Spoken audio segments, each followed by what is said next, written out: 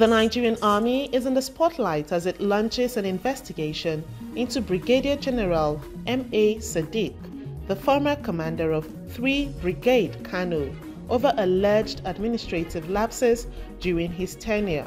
Stay tuned as we dive into the top stories shaping the world today. Hi, welcome to What's Happening. These are Top 10 Stories Countdown today.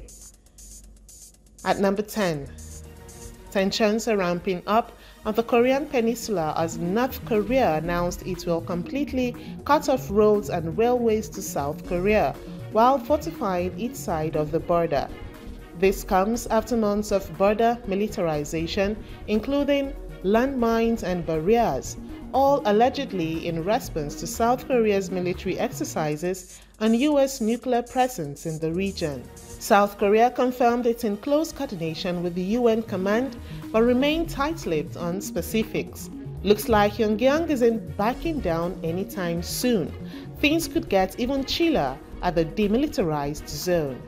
At number 9, Alan Stubbs, the former Everton player, has issued a cautionary note regarding the club's rumored interest in bringing Jose Mourinho to Goodison Park, with the Friedkin Group finalizing their takeover of Everton. Speculation is swirling that the new owners want to appoint the once great manager currently leading Fenerbahce. However, Stubbs argues that Mourinho, now 61, isn't the managerial powerhouse he once was, stating that while peak Mourinho had that magical touch, his recent stints have left much to be desired. Could this be time for Everton to consider fresh talent instead?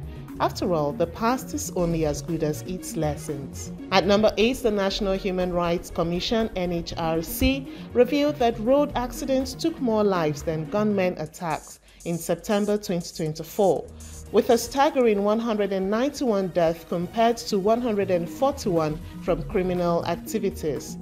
The Executive Secretary, Dr. Tony Ojukwu, emphasized the dire need for government action to tackle this crisis, pointing to a troubling 1,471 fatalities from road crashes in just the first quarter of the year.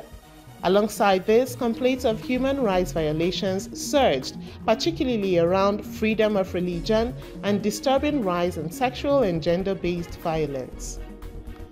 At number 7, Zazzau Emirate laid to rest Alhaji Umar Shehu Idris Dan Isa Zazzau, Hajiya Khadija, and Mahmoud Aminu Saidu after they tragically lost their lives in a road accident on the Abuja-Kaduna Expressway.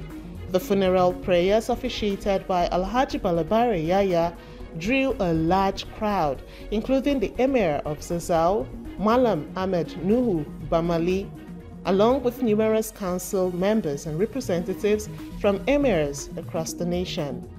The emotional farewell was a poignant reminder of the fragility of life as thousands of sympathizers came together to honor the departed.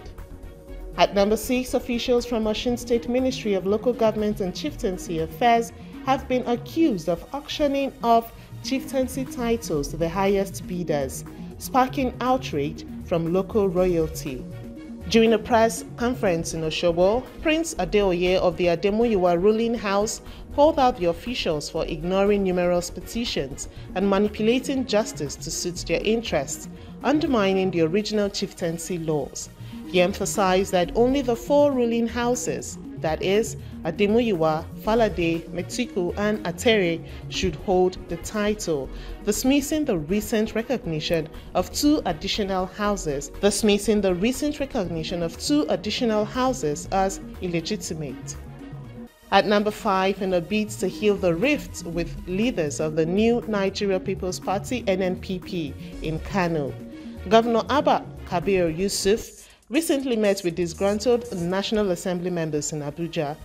The gathering aimed to address critical state issues as reports surfaced that key figures like Senator Abdulrahman Kawu Sumaila were on the verge of jumping ship due to concerns over the influence of 2023 presidential candidate Rabiu Musa Kwankwaso and downgrading of Emir councils.